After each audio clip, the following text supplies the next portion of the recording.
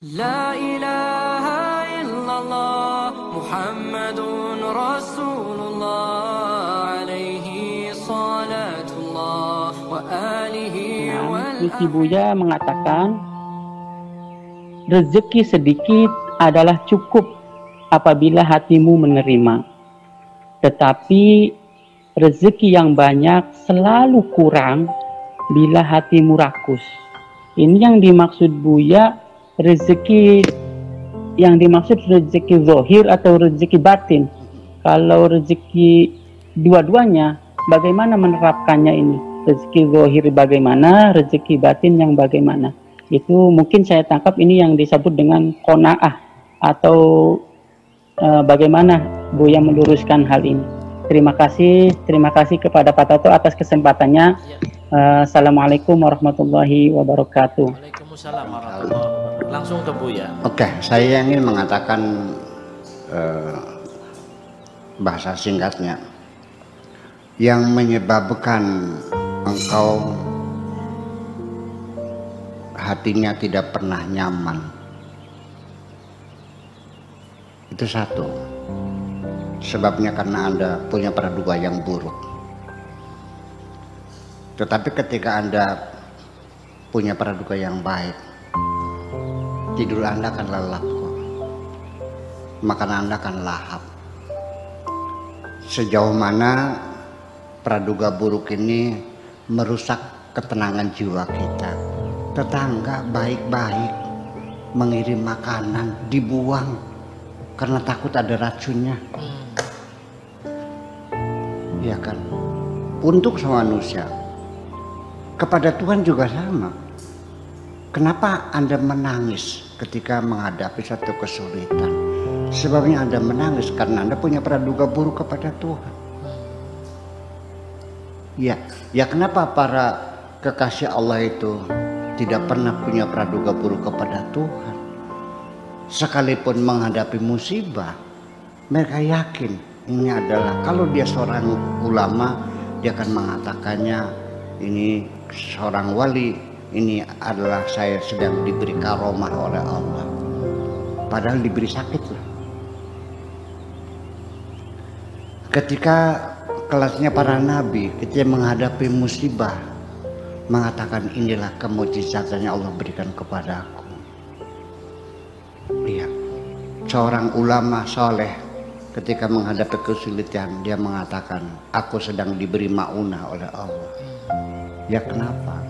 Karena kita punya suudzon pada Allah. Sekarang saya mau nanya, ketika mobilmu hilang, sedih nggak? Sedih lah. Karena kamu melihatnya mobil hilang. Iya. Tetapi kalau kamu punya husnudzon sama Allah, ini mungkin jangan-jangan mobil yang bodoh diambil mau diganti mobil yang baru. Seneng nggak kira-kira? Senang sekali. Dan kita dalam hidup selalu demikian. Yang kita miliki dihilangkan oleh Tuhan, diganti dengan yang baru. Mau nggak kira-kira? Akan tetapi dalam suudzon sesama manusia memang mestinya ya terukur juga sih. Jangan terlalu berlebihan. Ini seorang perempuan kan punya praduga baik yang berlebihan ya. Tapi aku suka. Salah juga enggak sih, aku suka. Nah, sehingga ketika engkau berharap, engkau menduga akan ada orang lain berbuat baik kepadamu, ya nggak ada masalah. Ya karena kamu hatinya baik. Ya. Iya. Tetapi maksudnya jangan berlebihan. Jangan sampai kayak orang vegetarian menduga tidak akan dimakan oleh binatang buas. Karena dia nggak pernah makan daging kok. Itu. Artinya bahwa kita boleh saja menduga orang baik, tapi harus ada tersisa sedikit namanya kewaspadaan atau semacam itu. Kepercayaan itu jangan diberikan 100% kepada siapapun, kecuali kepada dirimu sendiri dan kepada Tuhanmu. Pada orang kita berikan ya maksimal 99% lah. Ada reserve 1% kehati-hatian. Mengantisipasi barangkali dugaan kita itu salah. Gitu. Kemudian dugaan itu sendiri dosa enggak? Dosa. Inna ba'da dzanni itsmun. Sebagian dugaan itu dosa. Sekarang begini, ketika Pak Tato punya praduga buruk kepada saya, sehingga saya perhatikan dia ngintip saya, bahkan omong saya direkam, bahkan dia mengumpulkan beberapa hal yang saya jadi nggak nyaman. Sakit hati saya dicurigai begitu. Pasti. Betul nggak?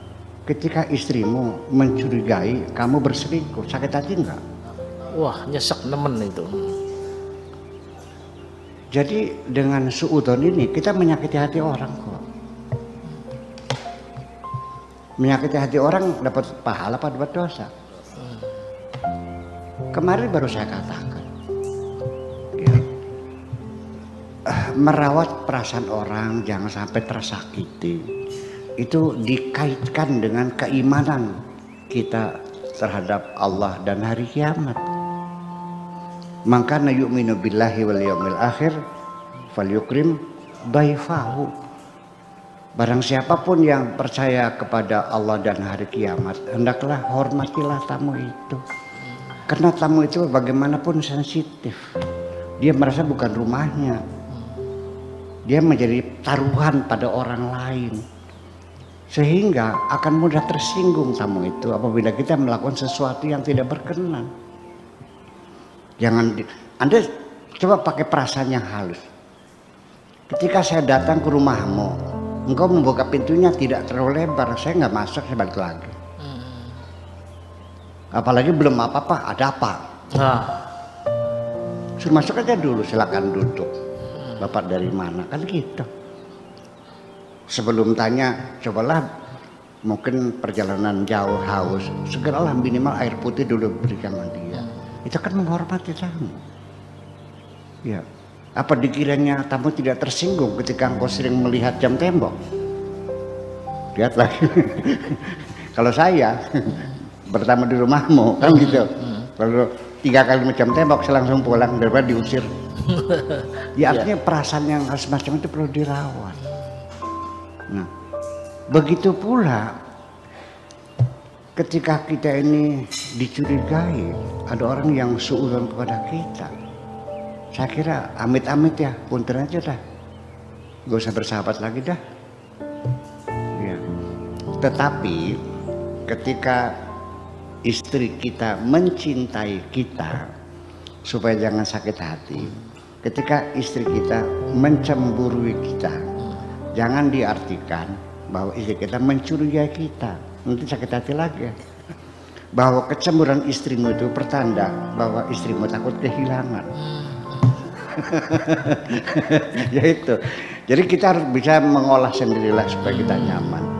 Jadi pada akhirnya seperti itu, husnudzon dan suudzon itu menjadi pilihan kita. Kalau mau pengen nyaman ya silakan kita pakai husnudzon saja, praduga baik. Kalau kita ingin tidak nyaman silakan selalu suudzon. Hidupnya nggak nyaman kok. Nggak nyaman.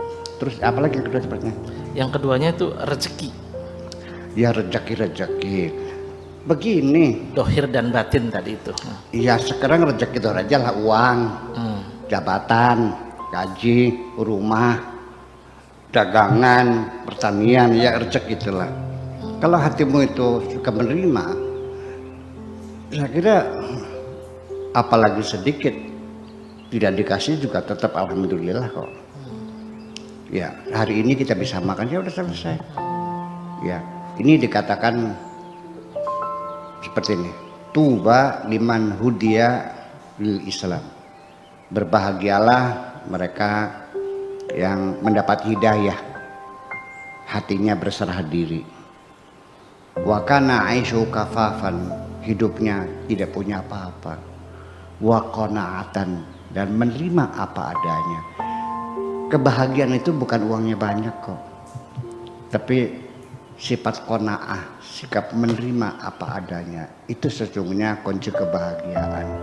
Sebab kalau kita belum punya qanaah menerima apa adanya, kita tidak pernah kaya kan, selamanya miskin.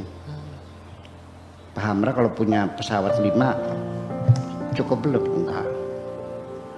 Orang yang rakus itu tidak pernah kaya kok, karena selalu kekurangan.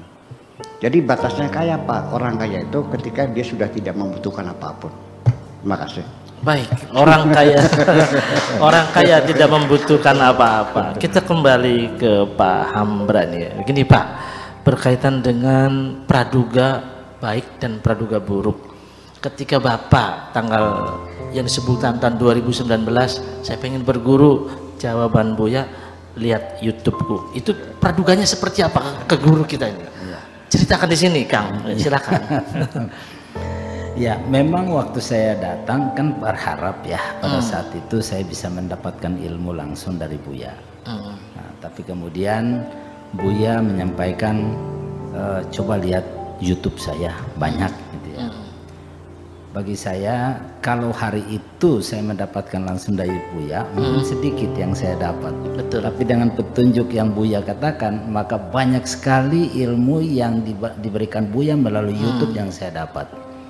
Nah, sejak itu saya mengikuti terus dan kemudian sudah berjanji dalam hati suatu ketika saya akan datang lagi ke tempat ini. Beberapa waktu yang lalu kita sudah merencanakan, tapi karena COVID, betul ya, kemudian itu tidak jadi. Nah, hari ini itu alhamdulillah cita-cita itu bisa sampai di sini. Sempat ada praduga dulu bahwa kok hanya suruh lihat YouTube, ada praduga seperti itu Pak? Tidak ada. Oh, tidak. Saat ada. itu insya Allah tidak ada. Ya, karena perjalanan saya untuk menuntut ilmu saat itu benar-benar saya serahkan pada Allah, ya. Jadi apapun yang saya dapat pada saat itu, saya yakin itulah yang Allah berikan saat itu. Iya. Baik, kita kembali ke gelombang cintanya nih Pak. Tadi sekilas berkaitan dengan isi kehidupan. Di situ ada isi kehidupan yang berkaitan cinta yang samar, ada merasa orang yang paling, terus ada sebatas mencintai manusia, lupa cintanya kepada Tuhannya. Menurut pendapat Pak Hambra sendiri seperti apa ini? Sering kita mendengar ceramah. Ada yang mengatakan saudara-saudaraku yang saya cintai karena Allah. Itu paling sering kita sering dengar. Betul. Selama saya mendengarkan kalimat itu, saya selalu bertanya-tanya sebenarnya seperti apa sih kita mencintai orang karena Allah itu. Itu selalu saya bertanya dan sampai hari ini jawaban tuntasnya juga saya belum dapatkan. Saya hanya meyakini bahwa saya mencintai ataupun membenci karena Allah itu sesuatu yang sangat tinggi nilainya. Tapi sampai hari ini saya sendiri belum meyakini apakah semua yang saya cintai hari ini atau semua yang saya benci hari ini itu adalah sudah karena Allah atau bukan. Itulah sebabnya saya datang ke tempat Buya. Luar biasa. Untuk bisa mendapatkan jawabannya. Jawabannya itu. Iya. Baik pemirsa, sebelum ke pemirsa di sana, jom kita ke guru yang mulia dulu. Nih belum yakin katanya, seperti minta jawabannya Buya katanya. Berkaitan dengan apakah cinta saya pada Tuhan sudah betul atau belum? Keyakinannya pada sang kholik ini sudah yakin apa belum? Bagaimana untuk mengetahuinya katanya? Ya sebetulnya mah semua orang punya kemampuan yang berbeda ya. Kadar cinta orang makin berbeda, tergantung pada sifatnya kasuistik dan personal sekali itu semuanya. Tetapi begini Pak Jung, saya tidak akan berkomentar. Kita jangan pernah merasa puas apa yang telah kita capai. Ya, kita Nikola Tesla itu orang yang tidak pernah puas apa yang dia capai. Dia berpikir lagi, bereksperimen lagi. Maka dalam kita beragama juga sama. Sering muhawarah, muhadatsah, munaqashah, mujadalah, banyak sekali diskusi dengan dialog dan sebagainya. Itu perlu, namanya rekonfirmasi ya. Bukan hanya sekedar kita keputusan bahwa saya sudah benar, nggak bisa. Jangan dulu kita mengatakan sudah benar, karena kemungkinan salah kita banyak kok. Iya. Tetapi sesungguhnya kita sendiri sebetulnya tahu apa yang dikatakan oleh hati kita ini. Saya juga merasakan ketika akan menolong seseorang, ada bisikan untuk menunda pemberiannya, menunggu kalau tamunya sudah banyak. Untuk apa itu? Ria, Iya. ria. Akhirnya kan saya tepis di semacam itu. Saya tahu itu siapa yang berbisik kan gitu. Nah, saya kira pergulatan kita tidak akan pernah selesai. Pokoknya Pak Hamra kalau sekarang baru S1 diuji oleh Allah sesuai dengan S1. S2 ujiannya ya sesuai dengan S2. S3 jadi semakin tinggi pangkatmu, ujianmu juga akan pasti semakin besar dan tidak akan pernah Allah membiarkan kita tanpa diuji. Terima kasih kita. Iya.